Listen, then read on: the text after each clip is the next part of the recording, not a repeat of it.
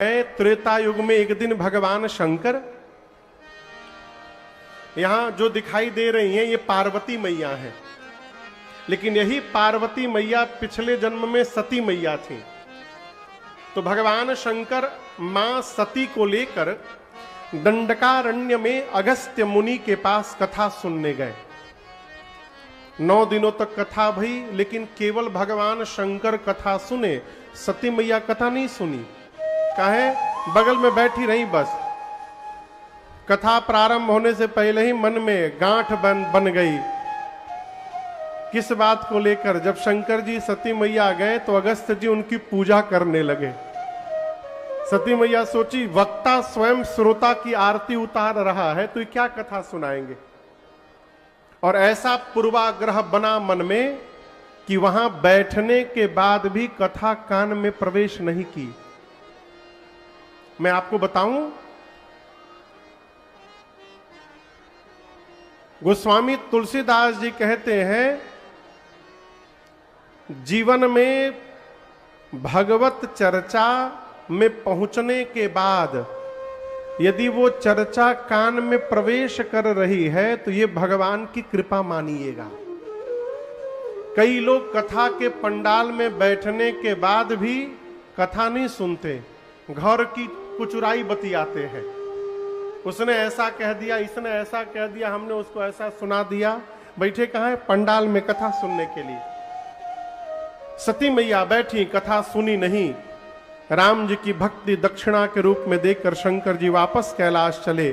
त्रेता युग का समय था। राम जी अवतार लेकर उसी दंडकारण्य में सीता मैया के हरण होने के बाद उनको ढूंढ रहे थे। राम जी लक्ष्मण जी नीचे धरती पर रोते हुए मां को ढूंढ रहे हैं। ऊपर से शंकर जी वापस कैलाश जा रहे हैं। मन में सोच रहे हैं, हृदय विचारत जात हर के ही विधि दर्शन हो, गुप्त रूप अवतरे प्रभु गए जान सबको।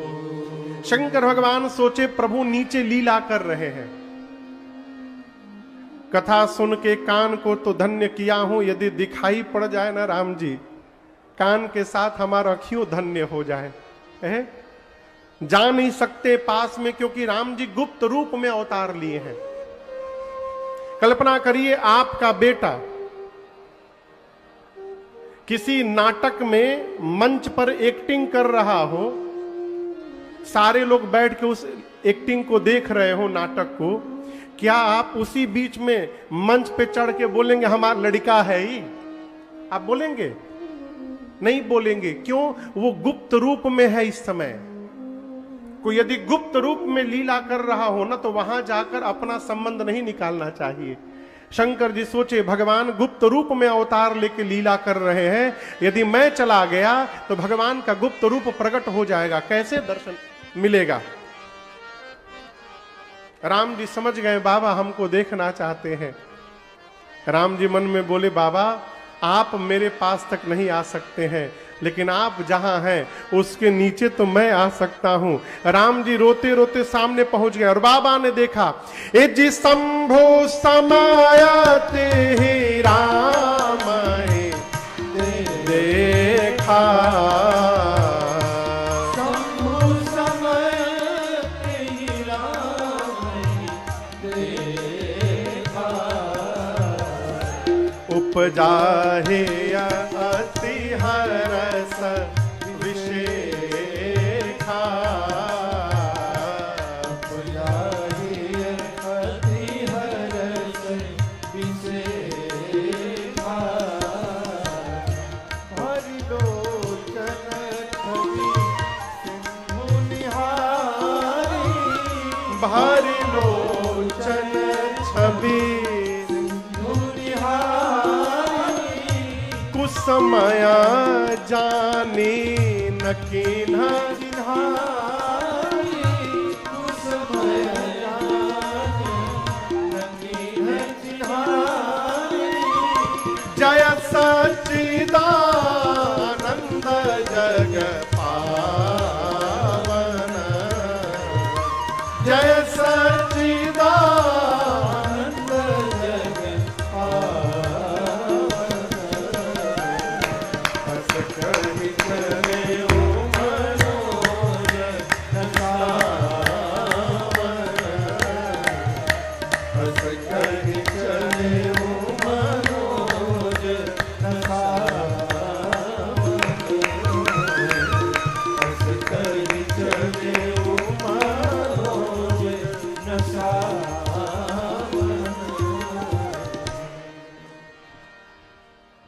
भगवान शंकर ने जैसे राम जी को देखा बाबा गदगद हो गए और दोनों हाथ उठाकर बोले, बोलिए सच्चिदानंद भगवान की जय।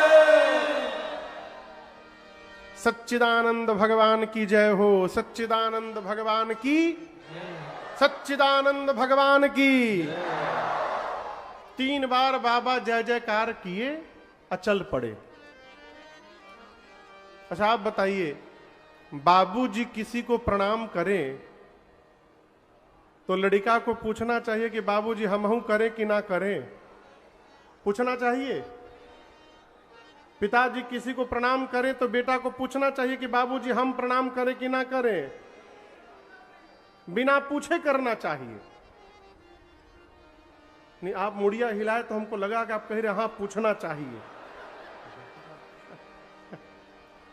अच्छा, पति किसी को प्रणाम करे तो पत्नी को पूछना चाहिए हम करें कि ना करें? करना चाहिए ना। लेकिन यही गड़बड़ी हो गई हो। शंकर भगवान ने जैसे सच्चिदानंद कह के प्रणाम किया, सती मैया बोली ये सच्चिदानंद है क्या? ये भगवान है? जो अपनी पत्नी के लिए रो रहा है वो भगवान है? भगवानों कहीं रोवत है का? हा? आप कल्पना करिए, आप भगवान से मांगने मंदिर गए और मंदिर में जाके देख रहे हैं भगवान बैठ के खुदे रो रहे हैं, तो आप क्या मांगिएगा? आप वहां से लौट आइएगा। सती मैया मन में बोली ना ना, ये भगवान नहीं हो सकते। पूरा जगत शिव को प्रणाम करता है और शिव ने आज एक जीव को प्रणाम किया, वो भी सच्चिदानंद कह के। शंकर भगवान ने खूब समझाया, अनेक प्रकार से समझाया। लेकिन हम आपको एक बात कहें, जो समझने वाला होता है ना, वो 2 से 3 बार में समझ जाता है। हमारे महाराज श्री कहते हैं, बाबू 3 बार कहने के बाद भी कोई ना समझे ना, तो चौथी बार उसको नहीं समझाना चाहिए, अपने को समझाना चाहिए। क्या? कि अब इनको समझाना नहीं है। क्यों? ये बिना भुगते समझने वाले नहीं है। बाबा ने कहा कि देवी यदि आपको इतना ही संशय है तो जाइए उनकी परीक्षा ले लीजिए। लेकिन मैं कहता हूं, आप जिनकी परीक्षा लेने जा रही हैं वो जीव नहीं है, वो जगदीश है। इसलिए विवेक पूर्वक विचार करिएगा, फिर परीक्षण करिएगा। करेहु सो जतन विवेक विचारी। सती मैया गई राम जी की परीक्षा लेने। एक बरगद के वृक्ष के नीचे बैठकर बाबा सोचने लगे, मोरे कहे न संशय जाहि। अच्छा आप बताइए, समझाने वाला कौन है? कौन समझा रहा है? शंकर भगवान के समझाने के बाद भी बात समझ में नहीं आ रही है। बाबा समझ गए कि विधाता मेरी सती से विपरीत हो गए हैं, विधि विपरीत, अब सती का भला होने वाला नहीं है। घर में अपने से बड़े की बात जब समझ में आनी बंद हो जाए तो ये समझ लेना चाहिए कि अब विनाश निकट आ गया है। विनाश काले विपरीत बुद्धि। शंकर भगवान मन में सोचने लगे कि अब बिना मतलब में बहुत न सोचा जाए। क्यों? क्योंकि होई ही सोई जो राम रचि राखा, होई ही सोई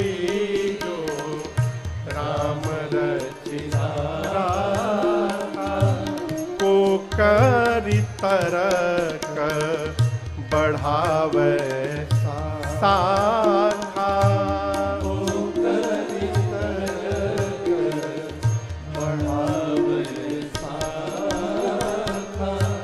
अस कहे लगे जपन हरि नामा। अस कहे लगे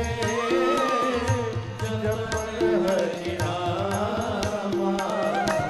गए सते जहाँ प्रभु सुख धामा। गए सते जहाँ प्रभु सुख धामा। गए सते जहाँ प्रभु सुख धामा। ये महामंत्र है, होई ही सोई जो राम रचि राखा। ये चौपाई आप लोग सुने हैं ना, ये शंकर जी बोले हैं। बहुत समझाने के बाद कोई ना समझे तो अपने को समझाइए और कहिए बार बार, होई ही सोई जो राम रचि राखा। और इतना कह के बाबा बरगद के वृक्ष के नीचे बैठ करके भजन करने लगे। किसी ने हमसे प्रश्न किया था, काफी समय हो गया, कि महाराज जब सती जी परीक्षा लेने गई तो शंकर जी साथ में क्यों नहीं गए? उनको जाना चाहिए था? नहीं जाना चाहिए था। सती जी को संशय है वो भगवान नहीं है, और बाबा को विश्वास है कि वो भगवान है।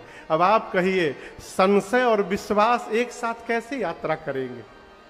इसलिए बाबा बैठ गए, कहे पहले जाइए आप विश्वास में होकर के आइए, वो कौन है? सती मैया आ गई और शंकर जी अस कही लगे जपन हरि नामा। बाबा भगवान का नाम जपने लगे। क्यों जपने लगे? जीवन में कोई यदि बात न माने न, परिवार में आपका अपना, तो आप अपना भजन बढ़ाइए। उससे क्या होगा? आपके भजन के प्रभाव से सामने वाले पर जो ताप आने वाला है, हो सकता है आपके भजन के प्रभाव से उसकी विपत्ति थोड़ी कम हो जाए। और दूसरा, घरवा में कोई बात नहीं मानता है ना, तो आदमी चिड़चिड़ा के अपने खून जलाता है। क्या मिलेगा? खून जला लीजिएगा तो बात मान लेगा का? खून न जलाइए, जिह्वा को चलाइए, भगवान का भजन प्रारंभ करिए। होई ही सोई जो राम रचि राखा। आनंद में रहिए। हमारा एक बड़ा प्रसिद्ध भजन है, काशी के साधक हुए प्रातः स्मरणीय पूज्य साधु सिंह जी। काशी के कि प्रयाग के हो? साधु सिंह जी, इनके लड़का का फोन आया था, अरे सीताराम सीताराम। काशी के हाँ, वो तो हम बोल रहे हैं। साधु सिंह जी, उनकी रचना है ये पूरा विश्व गाता है, लेकिन पता नहीं था कौन लिखा है इसको। उनके बेटे का फोन आया, कहा महाराज ये हमारे बाबूजी की रचना है, हमके आज के बाद हम उनका नाम ले करके गाएंगे। कहते हैं साधु सिंह जी, जीवन में सीताराम सीताराम